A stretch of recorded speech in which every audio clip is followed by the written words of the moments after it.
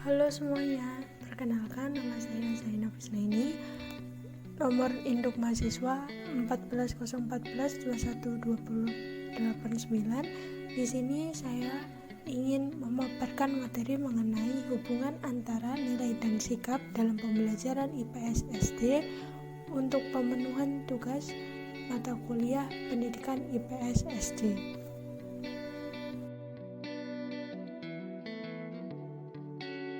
Yang pertama, pengertian nilai.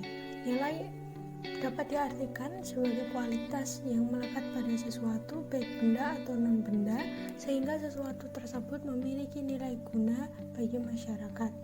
Agar bernilai dan berguna, maka dibutuhkan stimulus atau respon dari masyarakat sekitar. Atau juga dapat diartikan nilai adalah pandangan objektif seseorang atas dasar perilaku yang disesuaikan dengan keadaan dalam kehidupan sehari-hari. Adapun perilaku yang bernilai dianggap memiliki kegunaan, kebermanfaatan, dan keberadaan bagi dirinya dan orang lain.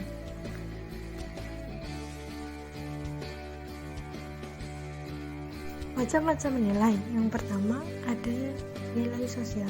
Nilai sosial adalah sesuatu yang mudah melekat di masyarakat yang berhubungan dengan sikap dan tindakan manusia di dalam lingkungannya.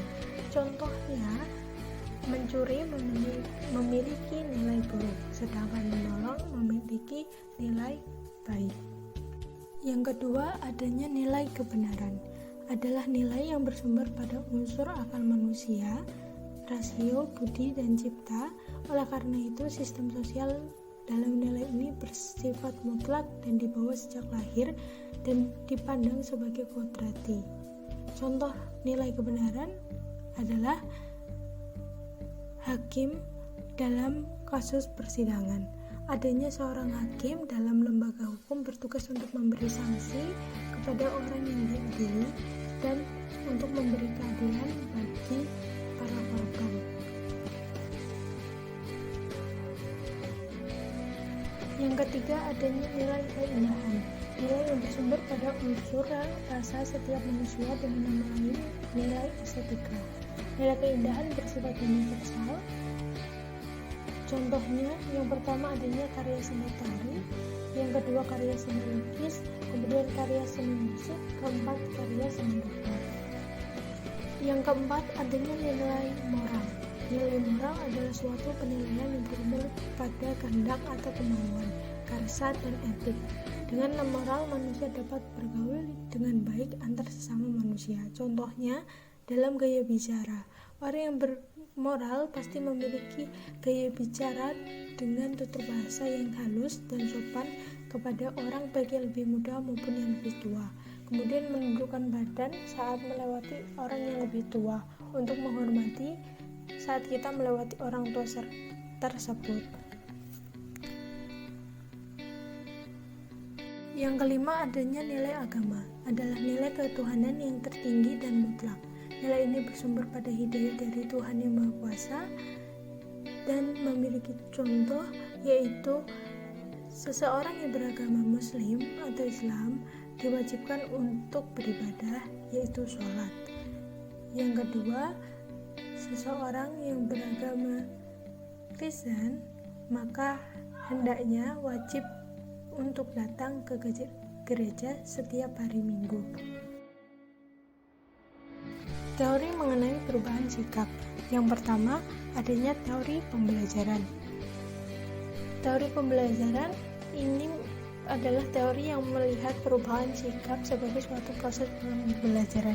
Nah, diharapkan dalam teori pembelajaran adanya penanaman nilai-nilai dan sikap saat kegiatan belajar mengajar. Kemudian yang kedua, teori fungsional.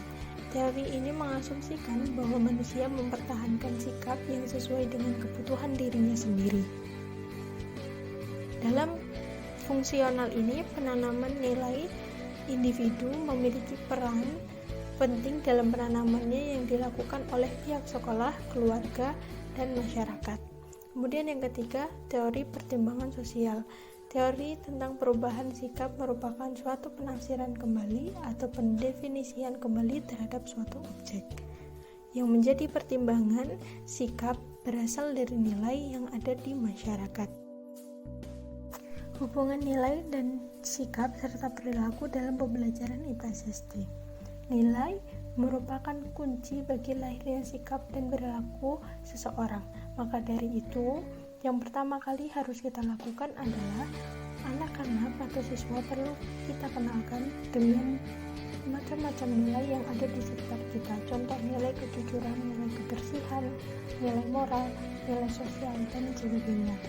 Setelah itu, untuk membuat anak lebih paham atas nilai-nilai yang mereka pelajari, mana yang harus mereka lakukan, mana yang harus mereka praktikkan dalam kehidupan, maka kita harus mencontohkannya dalam kehidupan sehari-hari dengan memberikannya teladan.